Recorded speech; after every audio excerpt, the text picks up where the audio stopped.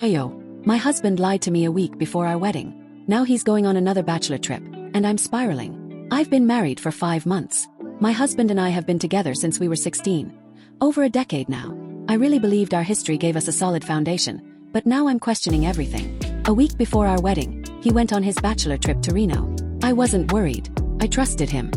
He FaceTimed me from the Airbnb, kept in touch, and told me all about their plans for a fancy steak dinner. He even went out of his way to reassure me that it would be a chill night. Nothing wild, just food and drinks. I believed him. That same night, I was out enjoying my own bachelorette dinner. I wasn't even thinking about what he was doing. But hours passed. No text, no replies. And by the time it was past midnight, I started to get uneasy. I tracked his location, we share locations. And that's when I saw it. He was at a strip club, still there, and still not answering me. Freaked out.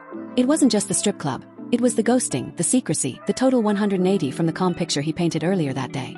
I confronted him the next day, and it was like pulling teeth. I had to pry the truth out of him, piece by piece. First, he admitted they went. Then he said his cousin had planned it for weeks and put down $1,000 on a table. And then, finally, he told me his cousins bought him a lap dance. So yes, a week before we got married. He had some stranger's titties in his face and ass grinding over his dick, while telling me he was out getting steak and laying low. And his excuse. The same line over and over.